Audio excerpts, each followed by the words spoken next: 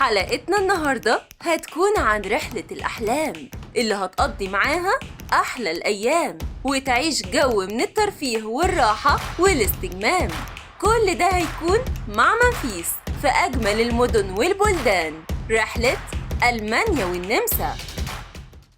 لف العالم مع منفيس. لف العالم مع منفيس كل خميس. جرب معانا الرحلة من أروع الرحلات اللي هتستمتع فيها بأجمل الأوقات وتزور 6 مدن أوروبية تستمتع فيهم بأجمل المزارات والمعالم السياحية. كل ده هيكون لمدة 8 أيام 7 ليالي بإقامة فندقية فاخرة بتشمل 3 ليالي في ميونخ بألمانيا و4 ليالي في سالزبورغ بالنمسا.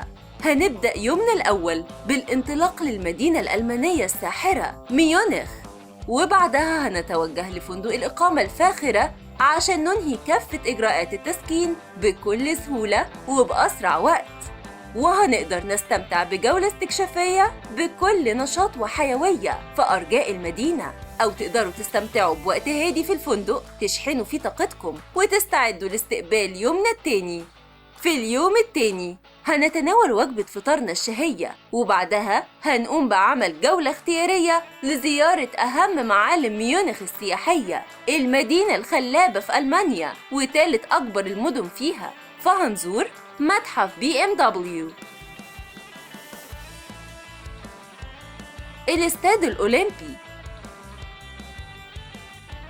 ومبنى البافاريا، واستاد ميونخ، ونعدي على أهم ميادين المدينة زي مارين بلاتس، وهنقوم بزيارة مبنى البلدية الجديد وبرج الساعة. وبعدها هنتوجه لزيارة سوق الطعام في فيكتوريا ماركت عشان نجرب ألذ وأغرب الأطعمة والأصناف. وبعد كده هنقضي وقت حر لعمل شوبينج في أهم مولات ميونخ. وبكده نكون ختمنا يومنا الرائع ونستعد ليوم جديد كله سعادة ومرح. في اليوم الثالث هنزور المدينة الخلابة مدينة نورنبرغ، ودي بتعتبر تاني أكبر مدن في بافاريا. هنستمتع فيها بجمال معالمها وروعة طبيعتها ومناظرها البديعة. فهنزور القلعة الإمبراطورية القيصرية ونستمتع بإطلالات ساحرة طبيعية وبانورامية، ونتوجه لميدان هيبتا ماركت المعروف بمعماره المتميز والكنائس التاريخية العتيقة، واللي منها سان لورينزو ومبنى البلدية.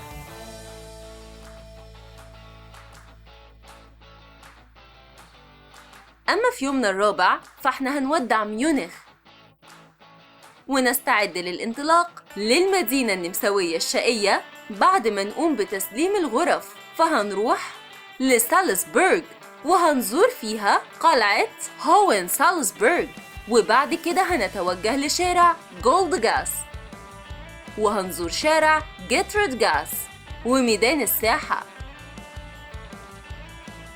وميدان موتزارت، وهنعيش وقت ممتع مع الشوبينج في سالزبورغ أوتلت. وبعد ما نكون خدنا جرعة من الدلع والمرح هنودع يومنا بليلة هادية. اليوم الخامس فده اليوم اللي هنزور فيه دولة النمسا، ونبدأ برنامج جولتنا فيها بمدينة زيلامسي المدينة النمساوية اللي هنستمتع فيها بأجمل وأروع المناظر الطبيعية. هنتوجه لواحدة من أبرز معالم زيلامسي التراثية بحيرة زيلامسي المائية، وهنتوجه بعدها لواحدة من أشهر معالم زيلامسي التراثية المدينة القديمة، واللي هنستمتع فيها بجولات تاريخية وجولات تسوق عصرية. وهننهي يومنا بسعادة وهنروح نرتاح ونستعد لليوم اللي بعده.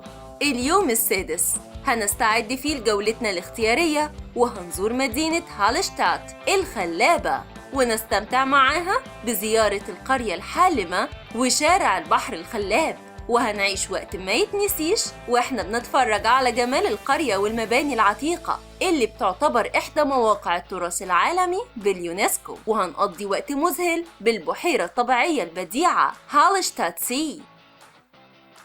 وفي اليوم السابع واللي قبل الأخير هنستعد فيه لجولتنا الاختيارية وهنزور المدينة الخلابة إنسبروك عشان نستمتع معاها بزيارة البلدة القديمة ونشوف جمالها التاريخي. وبعد كده هنتوجه للقصر الإمبراطوري العريق ونعدي على النهر الإنسبروكي والروف الذهبي، ونختم يومنا بزيارة لقلعة إمبرس الحصينة، ونرجع فندق المبيت ونستمتع بآخر ليلة من رحلتنا. وفي صباح اليوم الثامن وبعد تناول الفطار هنتحرك بالأتوبيس للمطار علشان نرجع لأرض الوطن بسلام. بكده نكون وصلنا لنهاية فيديو النهاردة. ما تنسوش تعملوا لايك وسبسكرايب للقناة عشان يوصلكم كل جديد من رحلات منفيس.